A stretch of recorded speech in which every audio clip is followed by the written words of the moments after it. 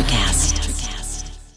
Just to be very clear, the worry that you're picking up on is a layer in itself, right? The over worrying, the over concern, the over, pressure you put on yourself, that is a layer that's restricting your truth. So surrender and forgive and let go of that. And that in itself, right, will raise the vibrancy, raise the voice, help you move through any physical, mental, emotional dis-ease that is coming up from the disconnection. Welcome to the Cosmic Love Antenna Podcast. This podcast is meant to encourage you to connect within so you can share your light with the world. And now, here's your host, Harrison Ma. Welcome, beautiful souls, to another episode of the Cosmic Love Antenna, here with your host, Harrison. This is your next weekly installment of your inner connection to your outer expression, where I am here to nurture the loving space needed to pull back and dive into the layers restricting health and alignment and love. And today you find yourself on another bonus episode, but specifically a bonus Q&A episode. This is a type of installment of the show where your answers, your voice, your energy is felt and heard. I am going to go through some questions today where the goal here of this episode, of this content you're about to receive into your ears, is to have your voice heard, right? So you can be more a part of my journey because you're allowing me to do this, right? When you tune into this show and get the insights and take this path with me, you're just as much a part of this as I am. So I want to respect you. I want to love on you. I want to give you a little bit more one-to-one support and help here by answering your questions directly.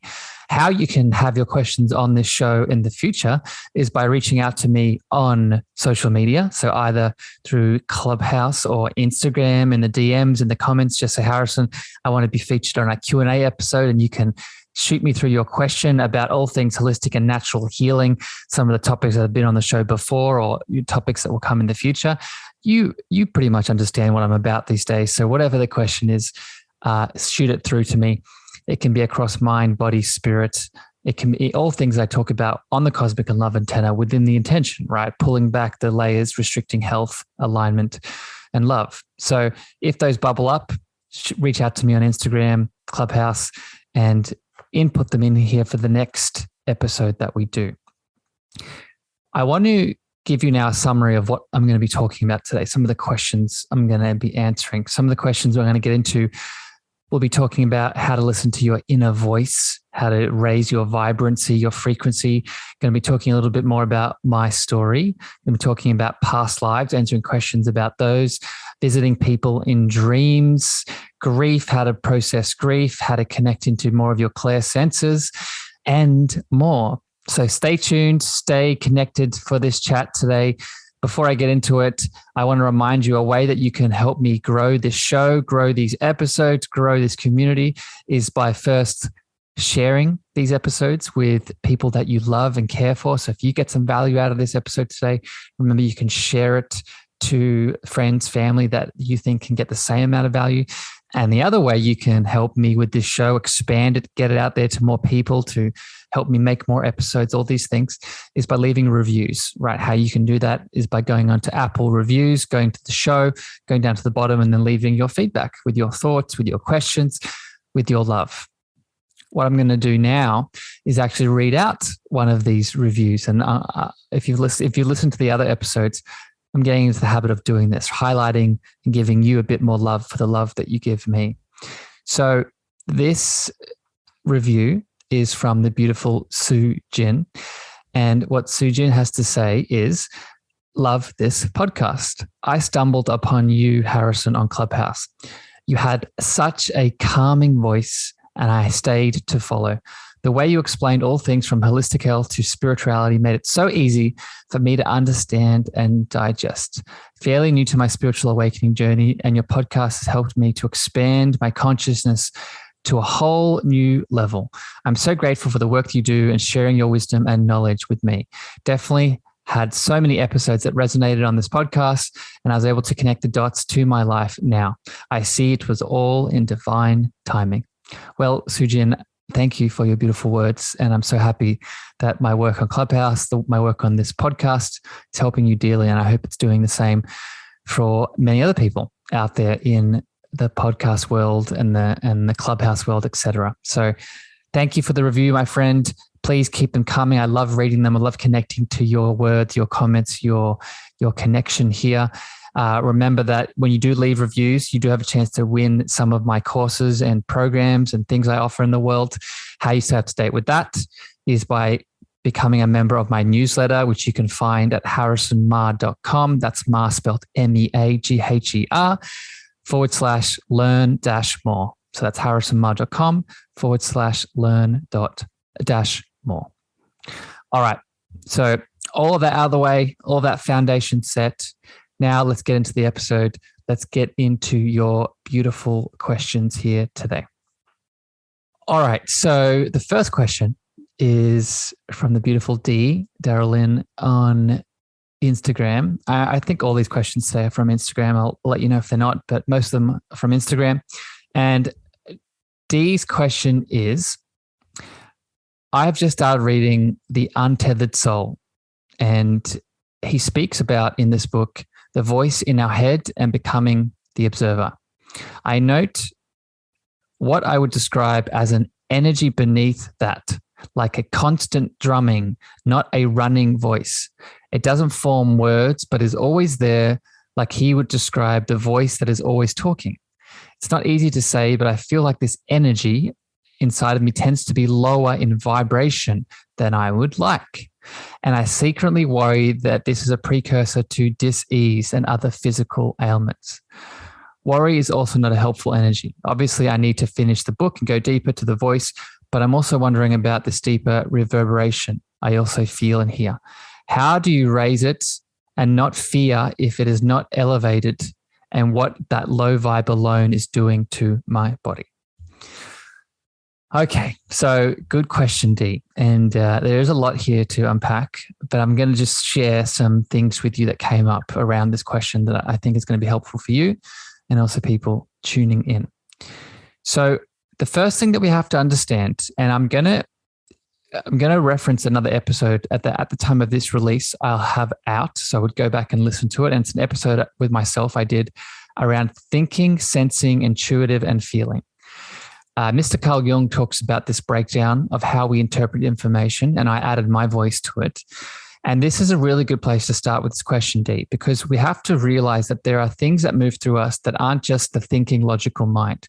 As Dee talks about, there is a energy, there is a deeper drumming, as she put it, beneath the overthinking, overanalyzing, worrying mind.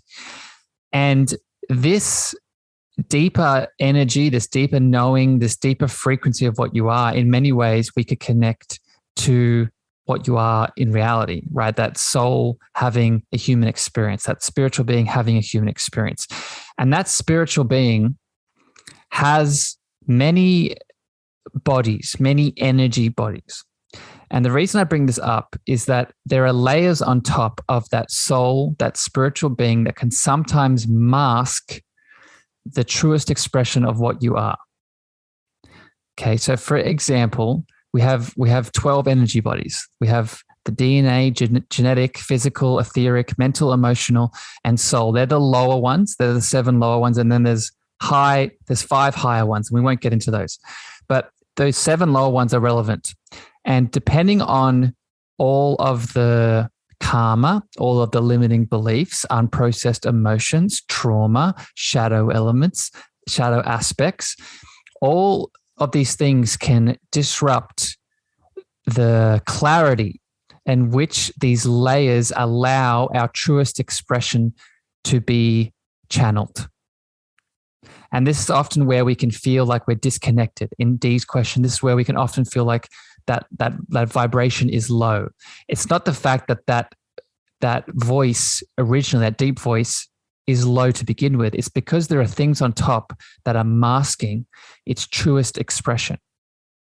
Right. So for example, if we have a trauma, an emotional trauma in our emotional body that hasn't been healed, hasn't been integrated, hasn't been processed, then that's going to disconnect us, disrupt, cause a disconnection from that deeper innate energy, that voice, that lower drumming.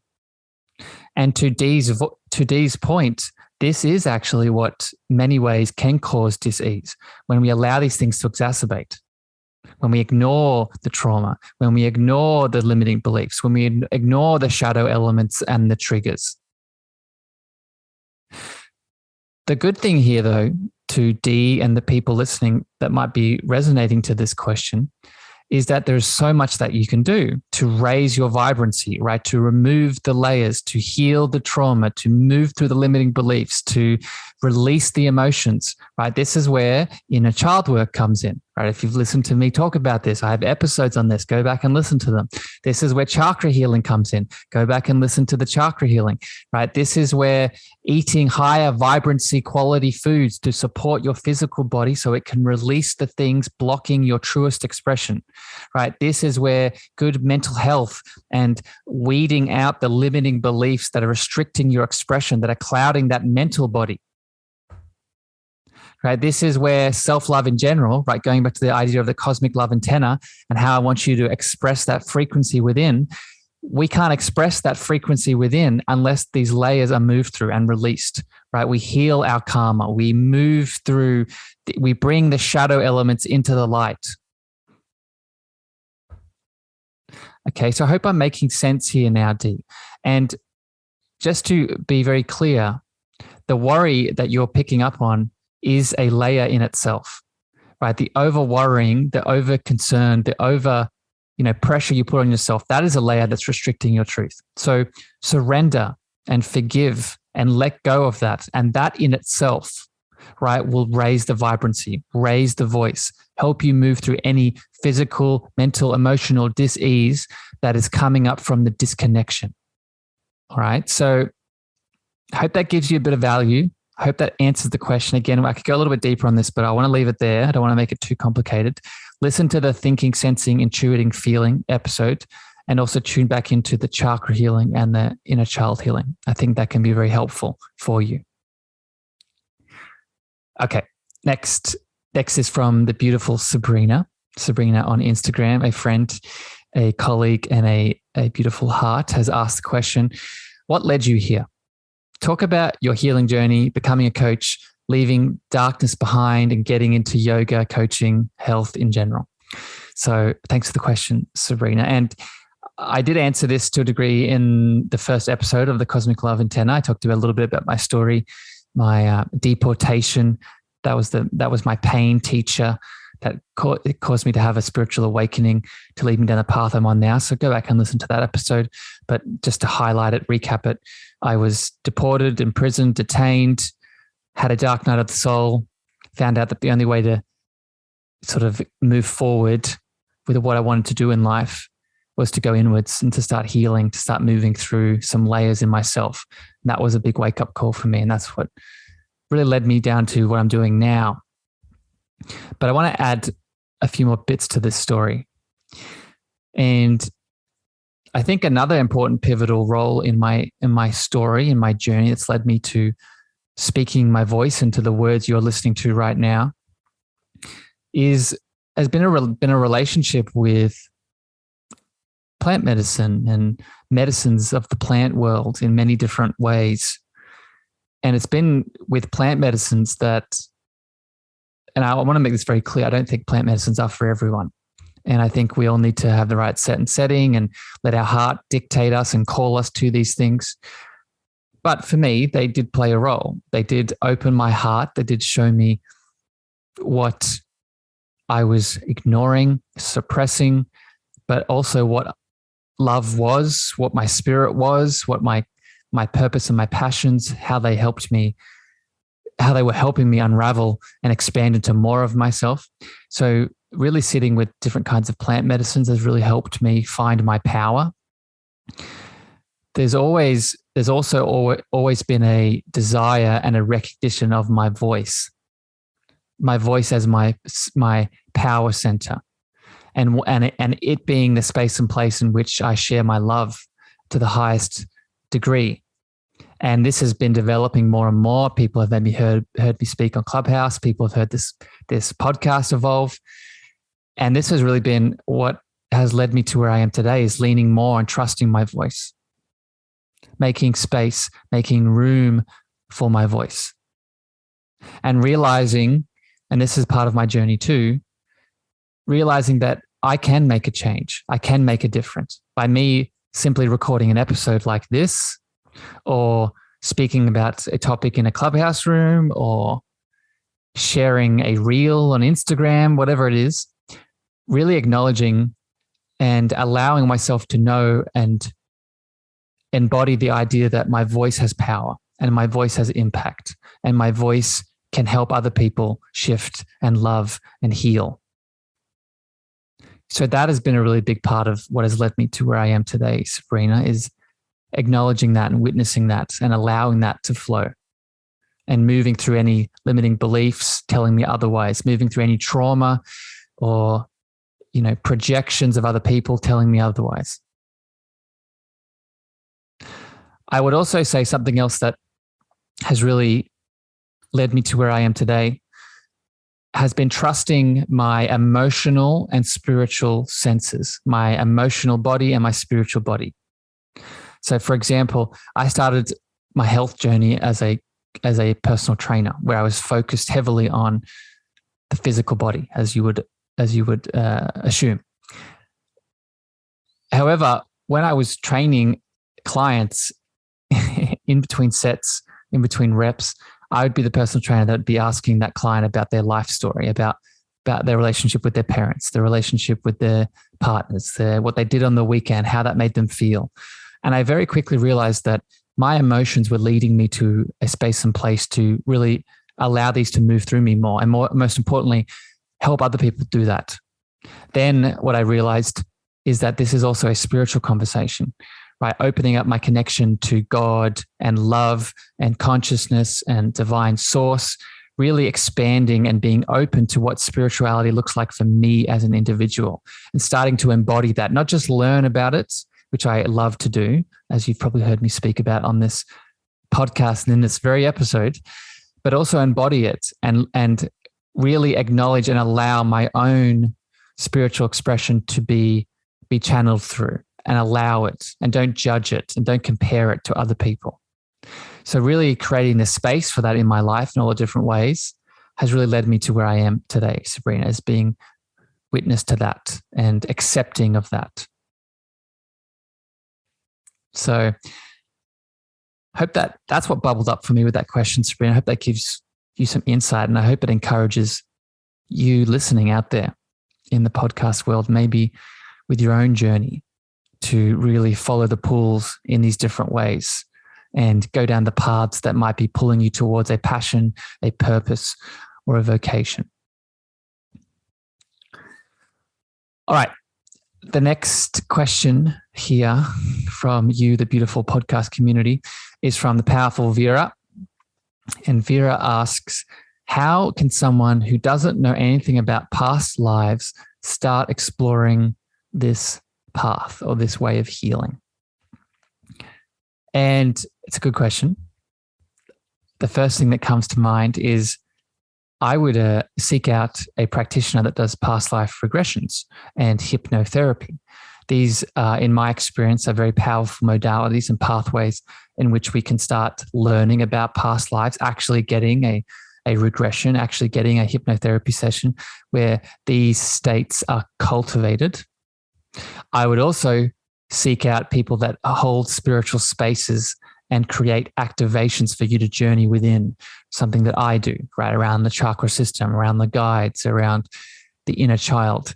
I've found in my experience, even though I don't do hypnotherapy, I don't facilitate an actual clinical past life regression, I have had clients have past life experiences through spiritual activations, through the chakra system, through inner child, through guide work. So those are ways, if you're listening, you're looking to connect to past lives, I think there can be powerful alleyways and gateways into this beautiful recognition and awareness of your incarnations around this planet. I would also look into so within your own work. So say you don't have access to a practitioner yet, or maybe don't have the money to afford it. I would also look at two things in your own life that you can access. So one is your normal meditative state, but specifically the meditative state where you enter the theta wave brain frequency. And this is usually synonymous with drowsiness. When you're in a meditation and you drop into that drowsiness just before sleep, that is a theta wave brain frequency state. And it is in this state that we start unlocking more of our energy bodies, not just our unconscious mind, but those energy bodies that are connected to our past lives. So I talked about the DNA and the genetic energy body. These energy bodies, in my experience, can come up in this theta brainwave state, in this state in meditation where the unconscious is more active. So it's in that drowsiness when you're not asleep, but you're very sort of grounded and open. I'll share a experience that I had this week, actually, of this very thing. And I actually set the intention of connecting to a past life and connecting to my genetic energy body. And I went into meditation, brought in my guides, did all the things. And I reached that theta state and I was feeling that drowsiness, but I was just holding it. I was being in it, I was allowing it. And the next moment I had an experience of running from running out of a dark cave. And it was in the snow and I felt stressed. Something was chasing me. I had a feeling, and I looked behind me and there was this big entity, this bear, animal, tiger creature jumped from a cliff, and then suddenly everything went dark as it landed on my back. And I had this release in my hands. I had this release in my head, in my third eye. And it was a very interesting experience. And I went through this conversation within myself of, was that my mind? Was that my imagination? Was that real? And I moved through the thinking of it and tuned into my body and how I was feeling. And I felt my hands were still warm. There were some tears running down my face. And there was another level of knowing there that, yes, I had experienced something on a ancestral level. I had experienced something on a past life level. And I had done it purely just in the state of meditation, bringing in my guides, opening up with no expectation, and allowing that unconscious state to give me what I was looking for. So this is not a Harrison thing. This is a everyone thing. And yes, I think a past life regression with a practitioner, hypnotherapy session, a spiritual guide is going to help you a lot quicker in most instances. But these answers are inside of you. So create the space for them to come up. The final tip I'll give here about accessing past lives is that we can also do it in dreams. I would go back and listen to my dream episode, Dreamscape Healing, where I talk about this. But put very simply here, dreams are a space and place in which we can activate and remember our past lives, right? If we've had a dream where we're in a familiar ancient setting, we're in a different body, but we seem to have some connection. We're getting people to speak to us. We're getting gods and goddesses from ancient past speak to us. Our dreams are a way to connect to them. So cultivate that. Set intentions before bed. Start connecting to dreamscape and dreamscape healing as an overall modality. So hope that helps. Hope that answers your question, Vera. And keep me updated, my friends. I'm always excited to hear more of your path and your journey. All right, let's keep it going. Next question up here on the spiritual chopping block, the spiritual platter, the spiritual plate. It's from the beautiful Marsha. The question is, if grief affects the heart chakra and causes physiological symptoms such as high blood pressure, how do we move through this? Well, good question, Marsha. And again, I want to refer people back to my chakra healing episodes where I go deep into these topics, go deep into these connections between the physical body, the emotional body, but I'll answer some of it here. So first of all, I want people to realize that when it comes to all emotions, so not just grief, the way out is through. The way to move and release and let that energy in motion, which is emotion, energy in motion, the way to get it to flow again is to feel the feels, feel the sadness, feel the grief, express the grief. We need to remember that through the chakra system, through traditional Chinese medicine, we know that if grief is holding in the body, it is not just affecting us on an emotional, energetic level, it's affecting us on a physiological level.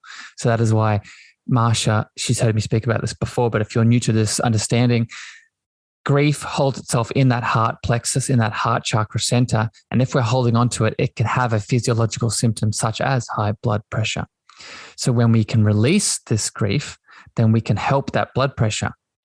We must also be aware that grief can block the expression of the heart in general. Right? So we must do all we can to start finding a way to release and express this grief through our tears, through our words, through our messages to other people, through journaling, through singing, through channeling it through the body. If we hold on to this emotion, it causes stress, right? Think of a garden hose with water moving through it, and that water represents the emotion, the energy. When you hold that hose down, you block that energy from flowing. What's going to happen? That hose is going to expand and express outwards into a bubble in that pipe, right, in that hose. That's how your body reacts. Your body reacts and communicates that blockage through not just your emotional, mental body, but also your physical body. So we must give ourselves balance. Right. I would look at one of the roles around the heart center specifically. Right. One of the main roles around the heart, and this connects to releasing the grief, is the heart is responsible for the giving and receiving of love. So, Miss Marsha, I would look at the areas in your life where you are giving too much. Where are you being the over caretaker? Where are you being overprotective? Where are you saying yes when you mean no? Right, this would be a good way to help channel that grief. That's probably the reason why it's blocked. I would also look at where are you not receiving? Where are you not receiving from other people, allowing people to give you love, give you compliments, receive the celebration of the things you've moved through, but also receiving from yourself? Where are you not giving yourself your own love? Where are you not self-loving enough? Right, this in itself can help the grief move. In the act of giving too much also, we need to remember that we can also, when we've been hurt in the past, what we can unconsciously do is put up heart walls, heart boundaries, heart blocks. So we protect ourselves. But we also forget that with these heart walls up, it's hard for grief to come out. So if you've been hurt in the past through this heart space, I would start to assess some of these heart walls. Where have you blocked yourself off to receiving now? Because maybe you did give too much and were hurt in the end. Where can you bring down these heart walls? Not so you can be hurt again, but so you can start releasing and expressing, i.e. this grief. Right? Remember that you are a beautiful, energetic, emotional, and sensitive being. And when you don't allow that to be your natural state, then this is where tension can hold in the body. This is where we can have resistance. This is where things can cause challenge, to put very simply. So look for these opportunities, bring down these heart walls, look for this balance between giving and receiving of love. And most importantly, look for where you can express this grief through tears, through your voice, through communication. Marsha and other people have maybe heard me talk about the inner child letter, right? If this grief stems from a while back, which most of it does, you could write a love letter to your beautiful inner child. And that would be a way to process the grief, to help with the high blood pressure. Okay, so I hope this helps. Just a reminder that, all of this kind of advice, it's not medical advice. So please make sure that if you do have something, you're working with a doctor with this kind of thing, because it is high blood pressure related. But all of this emotional, energetic elements, they're going to support this, right? Take this to your doctor, communicate it with them and see how they feel about this. All right. So I hope that helps, Marsha. Let me keep flowing here. The next question is from Butterfly Blossom 27. And this beautiful being asks, what herbs do you recommend for growing at home for everyday healing? And good question, my friend.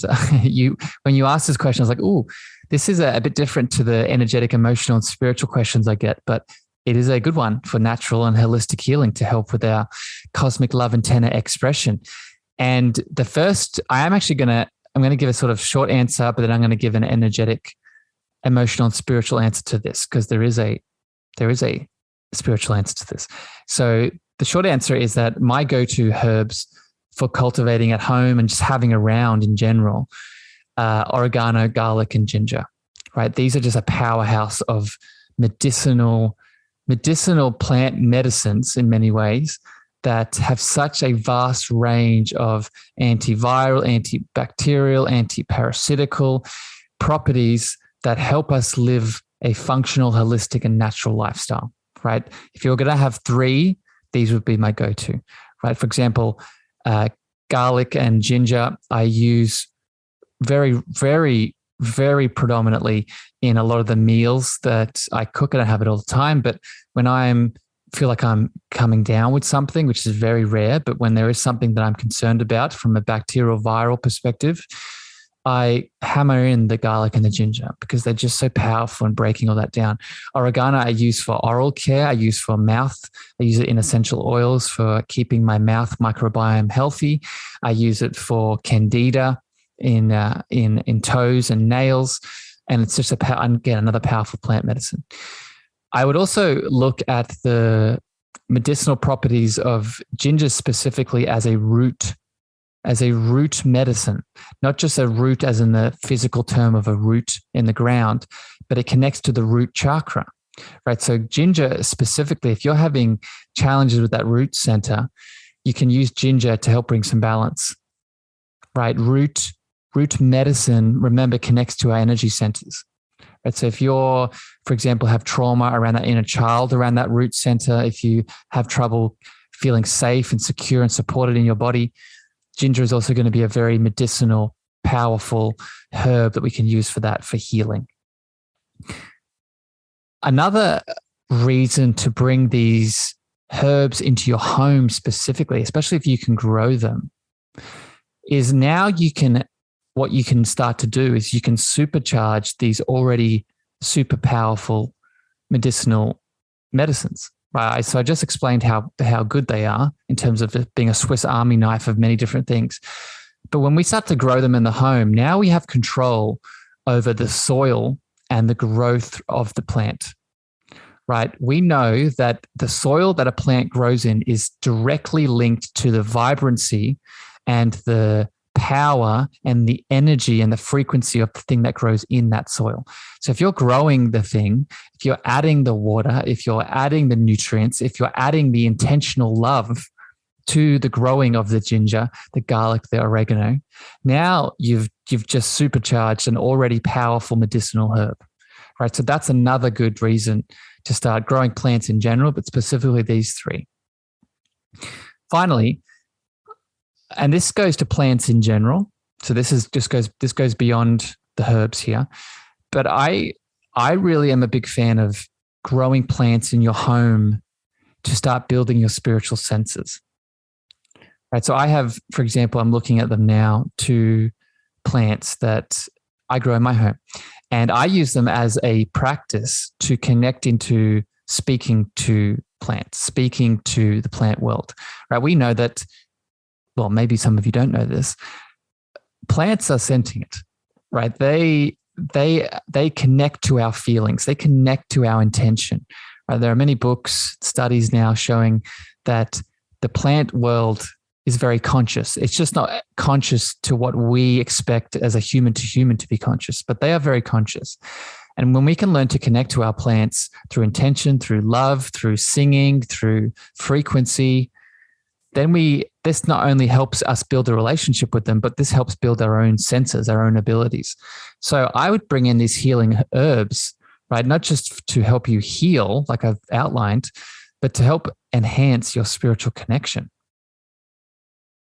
Okay, so that's a big one. And I hope that resonates. That gives you an extra bit of value and motivation to do this. All right, a few more here, a few more questions. Let's go down to the next one. Next one is from the beautiful Dahlia from Instagram as well. And Dahlia asks about how to address adrenal fatigue and also gut inflammation when you are already gluten-free. Good question, Dahlia. And again, I'm going to put the medical disclaimer. This is not medical advice. Please work with your holistic practitioner that you're working with. I'm just here sharing my experience, my perspective, my opinions, both with myself and the clients that I've worked with. So take this on and use it with a grain of salt. So the first thing I would say, Dahlia, is you need to realize that adrenal fatigue and gut inflammation, they are holistic problems. And what we need to learn to do is to treat them as holistic problems. So we need to see the adrenal fatigue and the gut inflammation as not just a physical challenge, which you have targeted by going gluten-free, right? But you notice it's not working. So now we go deeper. Now we go into the energetic and the emotional side of these challenges. And I would ask yourself the questions: what are these things speaking to me and telling me?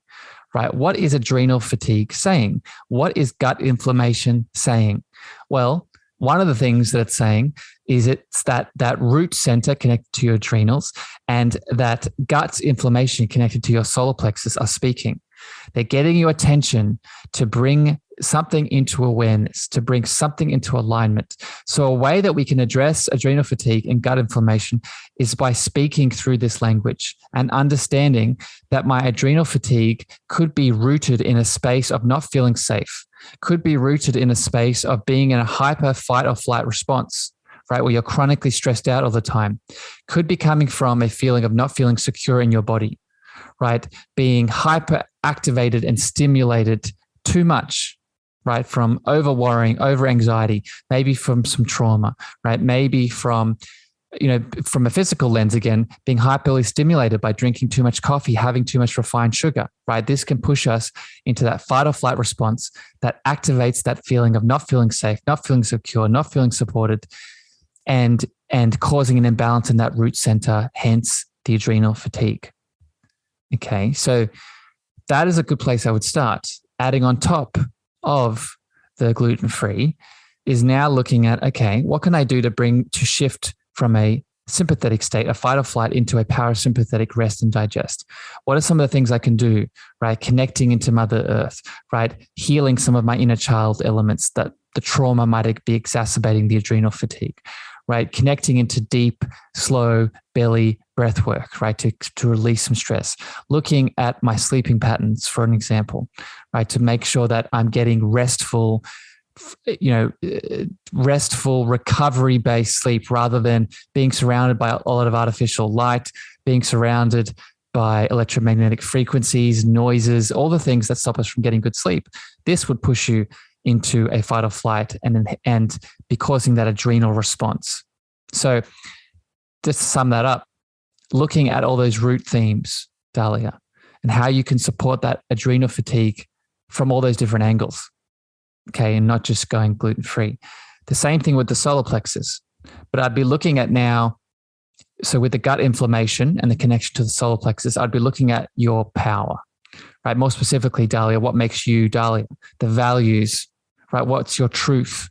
And where are you giving that power away? Where are you not standing in your truth, right? Where are you not defining what your truth is? Think about how many people don't even know what they stand for and what their values are, right? This has a very big link to gut inflammation, right? Look at that connection, right? Then the other side of this around the gut is also look at your relationship with anger, right? Where is there repressed anger, Dahlia? This is definitely exacerbating, if not the root cause of gut inflammation, right? If that anger is not being released in whatever way, or maybe you do have anger, but you're taking it out as rage on another person, This is the unbalance in that solar plexus and thus the gut inflammation.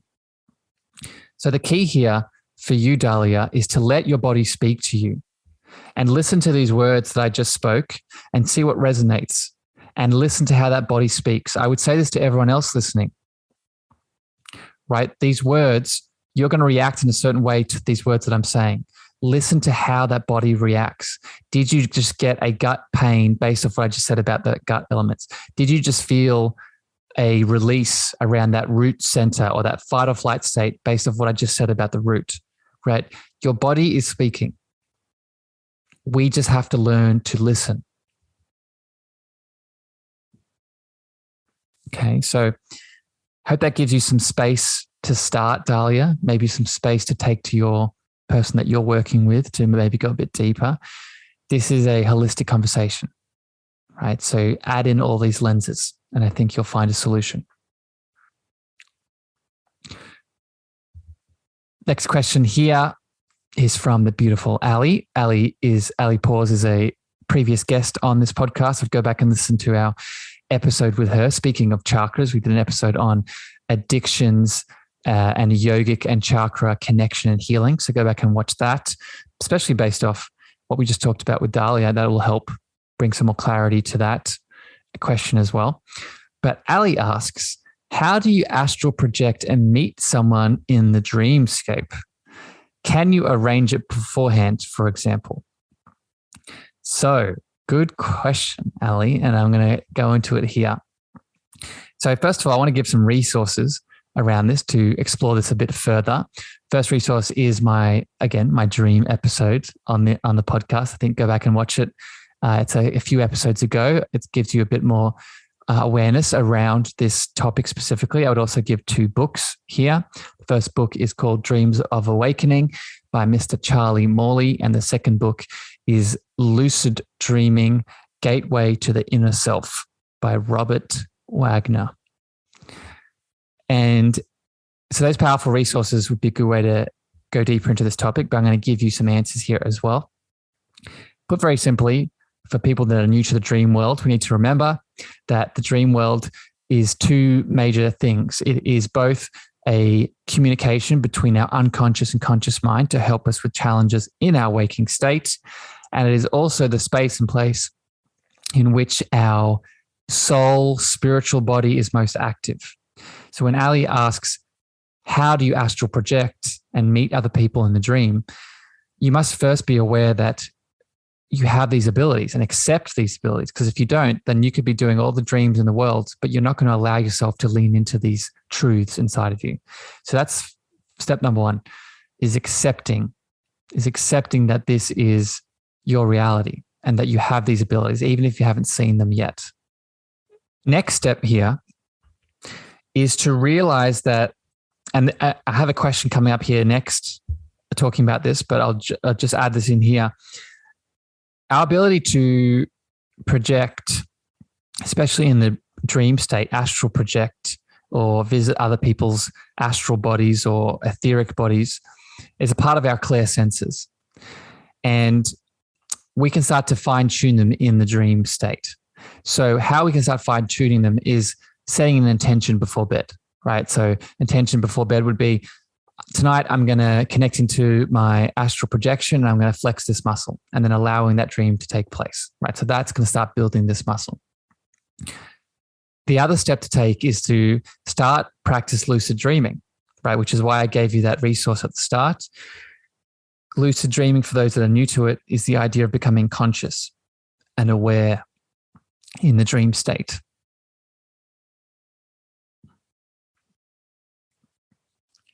It's the practice of learning. I always give the example. This is a way to explain lucid dreaming. The dream state normally is you are a passenger in a boat that is sailing in the ocean. When we become lucid, we become the sailor of that boat that directs the ship in the ocean. So learning how to do this, some practices to start becoming lucid is the flipping hands trick, right? We do this in our waking state. Whenever we walk into a new room, we get into the habit of looking down at our hands, flipping our hands over palms facing up, palms facing down, and just looking at the hands, seeing what they look like. So then what we do, we start doing this in our dream state. And what will happen is that when we look at our hands, flip them over in the dream state, our hands will be very different. They'll have symbols on them. There'll be a mouth, some crazy images. And this will click something in our brain to realize, oh, this is not the normal waking state. This is the dream state. And then in that moment, you become lucid. So that is a way to practice lucid dreaming. And then once you have those tips down, right? Once you have the acceptance, once you have the awareness, once you have the lucid dreaming, what you now can do is find someone else that has done these steps and start preparing, start timing things. So, for example, Ali, me and you, as an example here, could prep this. We could say, okay, we're going to go to bed and we're both going to set the same intention. The same intention will be to meet in the dream state and have ourselves astral project and meet up and have a conversation, whatever it is. And this in itself is what creates the opportunity for the astral projecting and meeting people in dreams to occur. Okay, so there are always a couple of more steps we could take, but those are the big ones. Remember how powerful your intention is, right? The intention is your potential intention, right? So use that more and more. Remember to write down any experience that you have because this is going to enhance it. And then trust, right? Trust that maybe if it's not working for you, for example, if it's not working, no matter how much you try, maybe this is not meant for you to do right now. But if you have good feelings about it, if it is starting to see results, lean in, right? And as you'll listen to in the dream episode, this is a very powerful practice, whether you meet someone or not. Okay. So hope that helps, Ali. Hope that gives you a place to start, my beautiful friend. Let me now move on to my last question here today. My last two questions in one from the beautiful Ashton, a recurring questionnaire on the Q&A. And Ashton asks the following two questions. The first is, since my soul picked everything out ahead of time in my journey, the lessons, etc., I feel like they picked my vessel. So did they leave me clues? The second question is, how to connect and relate to the clair senses through the chakras? Are they connected to more than one chakra? If they are connected to multiple ones, can being balanced in one and blocked in another impede your ability to nurture the gift fully? So as always, Ashton, beautiful questions, and I'm going to give a bit of value here.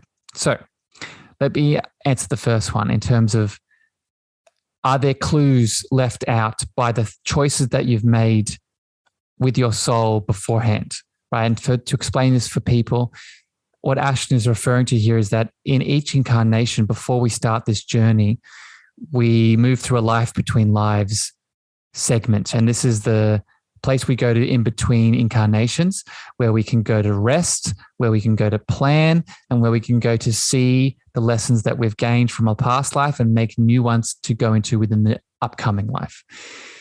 And we will pick a vessel, like Ashton will talk about. We'll pick parents, we'll pick soul contracts, all these things. But I guess to go a bit deeper here, what are the clues to connect to these things? Well, the clues, Ashton, are in the relationships we have, more specifically in the soul wounds and the soul contracts we have with other people. Right, I'm going to do an episode coming up very soon about soul wounds that we have of abandonment, rejection, humiliation, for example, and the lessons and the expansion and the potential masking and avoidance of these things, right? These are clues. When you heal these and recognize these and bring awareness to these tell you about your vessel. These tell you about the lessons that you are going on,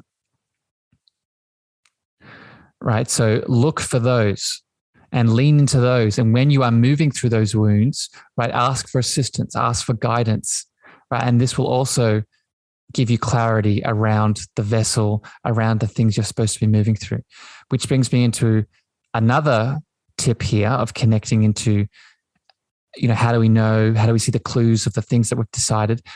Bringing in your support team, right? Bringing in your angels, your ancestors, your guides, your extraterrestrial beings that you connect to, right? These can be ways in which we can get answers, right? When we need to remember in this point, we might not be ready to receive certain answers, so we might get nothing, but there may be a point where you are ready to hear them, right? So in moments of pain, for example, when you're moving through particular lessons in your human experience that might be hard to move through, ask for those guides and those ancestors, those angels, those entities to come in. And this can help you also to bring clarity and give you clues to your incarnation. I would also look for clues in ancestral visions that we have. So in our mother line and our father line, I would also look for clues. We talked about past life regressions in this episode today. That would be a way to look for clues, for people to give you clues to regressions that you do. I would also look at clues both of visions that you had when you were a child, right? So we know that when we come into this world as a child, especially within those first 0 to 7 years, the veil is thin. The veil is thin between the human experience and the spiritual experience. So I would look back at the experiences you had as a child and what came through then. There's the clues there. Like, for example, you hear about children remembering past lives, right? Maybe you had something like this to give you clues about your vessel, your experiences. Finally, two things here on this I'll add, and then we'll go to this last question that Ashton asked. I would also, again, look at your dreams, right? Dreams are a beautiful space to look for clues of your vessel, of your lessons, etc. And finally, looking back in retrospection of your path thus far, right? When we look back, it's very easy for us to start putting dots together of why we did certain things, why certain things were there, and most importantly, what things do we now need to let go and forgive. So just the act of getting into a journaling session where you are reflecting on the choices and decisions and people and places you've interacted with, that can be a way to connect into clues about your vessel, about your journey, and the reason your soul picked the being that you are, the human that you are. So hope that helps, Ashton. And finally, I want to answer your last question about the clear senses connected to chakras. And in my experience, the crown and the third eye mostly are the senses that are connected to the clear senses and your spiritual senses, your voyances, right? Your clairaudience, your clairsentience, your clair empathy, all of these clear senses is dictated through the expansion of your third eye. So if your third eye is blocked, if there's a lot of anxiety, a lot of depression, a lot of fluoridated water, all of these things can block that connection to your clear senses through your third eye. But to go a little bit deeper, we need to remember that while, yes, I think the clear senses mostly embody and express themselves through the third eye, our chakras don't work in isolation. So, for example, let's say the sacral center. The sacral center is where the inner child likes to spend a lot of its time, right? It's the playground, the playfulness, the sexual expression, the creation energy, all of these things.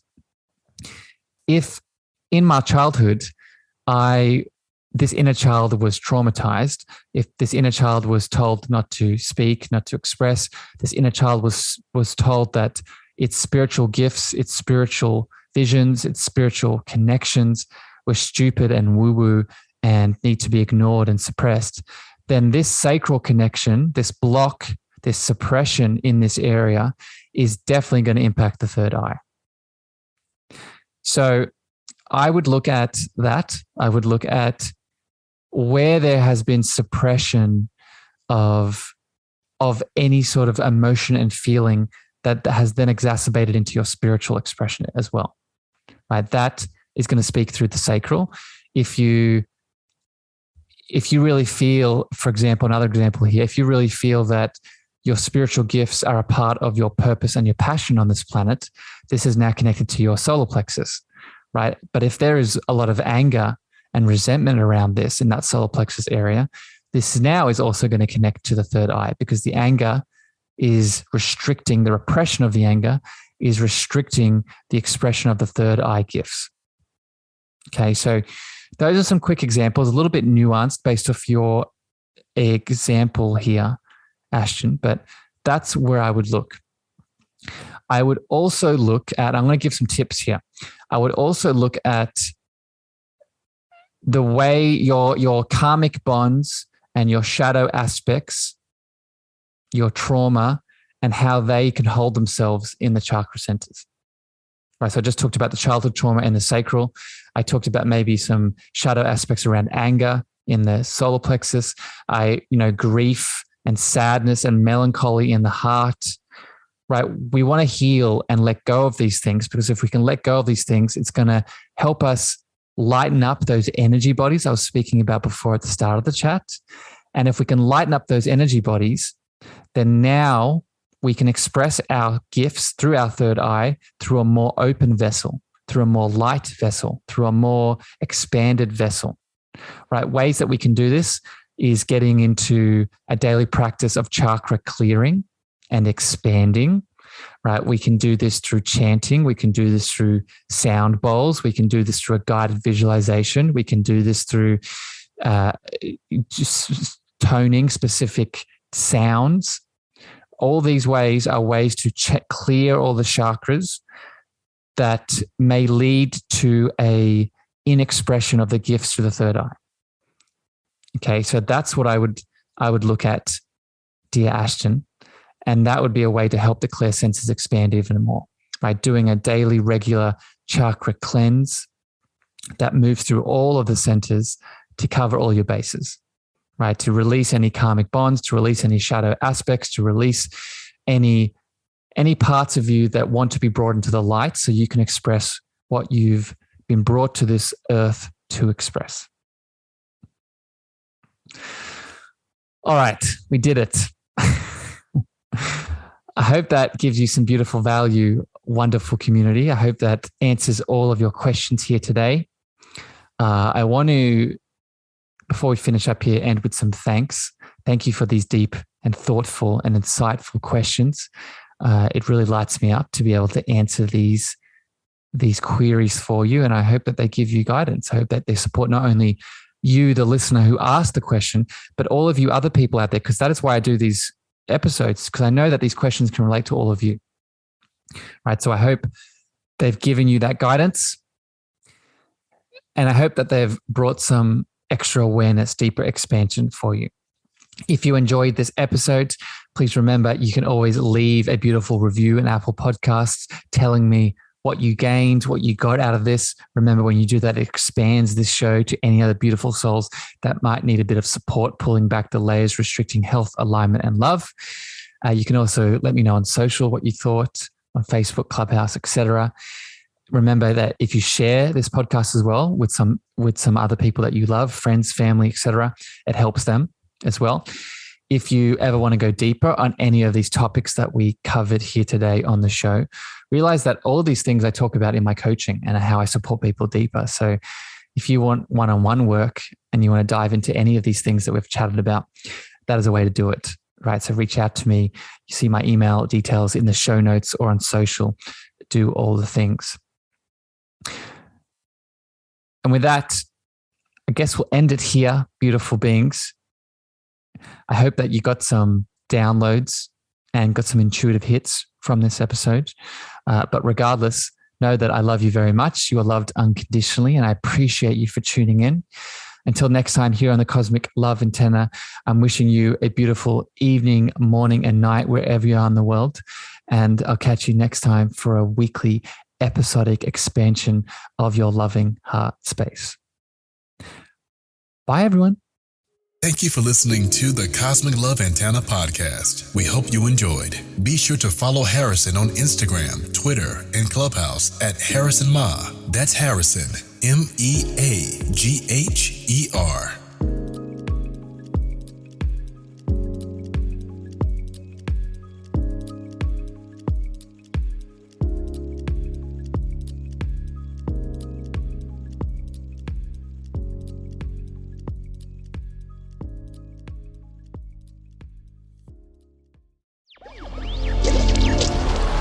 Electricast.